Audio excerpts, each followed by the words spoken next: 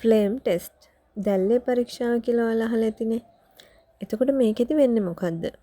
මේ ලෝහ වල පරමාණු එහෙම නැත්නම් අයන ඒ වගේ තියෙන ඉලෙක්ට්‍රෝන ශක්තිය ලබාගෙන ඒ වගේ ඉහළ ශක්ති මට්ටම් වලට ගමන් කරනවා.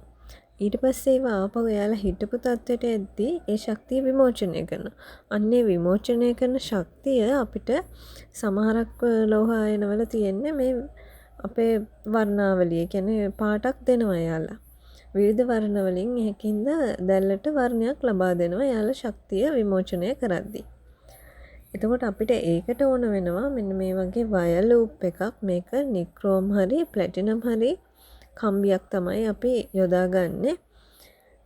ඊළඟට මෙන්න මේ දැල්ලේ පරීක්ෂා අපිට භාවිතා කරන්න පුළුවන් අලුත් ද්‍රව්‍යයක ඒ කියන්නේ මොකක් හරි ලවණයක හරි සංයෝගයක තියෙන අයන මොනවද මේකේ තියෙන ලෝහ අයන මොනවද කියලා දැනගන්න.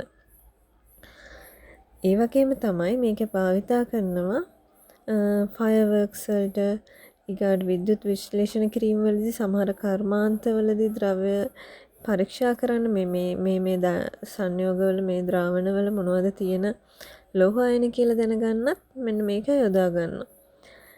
එතකොට අපි බලමු මේක කරන්නේ කොහොමද.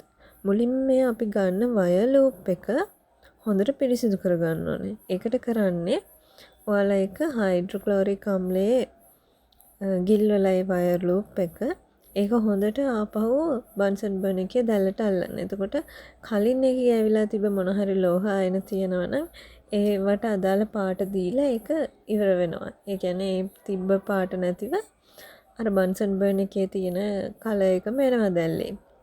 ඔන්න එතකොට ඔයාලට කියත හැකි මේ වයර් ලූප් එක සම්පූර්ණයෙන් ක්ලීන් වෙලා තියෙන කියලා. ඊට පස්සේ තමයි ඔයාගාව තියෙන සංයෝගයන් නම් ඒක දිය කළා ලෝහයේ ලවණයක් විදිහට හදා ගන්න ඕනේ. ඒ ලවණ ද්‍රාවණයේ ගිල්වලා ආපහු ඔයා බන්සන් බර්න් එකේ දැල්ලට ඒක ඇල්ලලා බැලුවම ඒකේ පේන්නනවා ඒ ලෝහයට අදාළ කලර් එක. එතකොට ඔයාලට MCQ වල එහෙම නැත්නම් ප්‍රශ්න වලදී මෙන්න මේ පාටින් තමයි දැල් වෙන්නේ කියලා කියනකොට ඔයාලා දැනගෙන ඉන්න ඕනේ. එහෙනම් මේ පාට දෙන්නේ බන්සන් දැල්ලට මොන ලෝහයද කියලා. ඒකින්ද ලෝහවල දෙන පාටවල ටික නම් මතක තියාගන්න.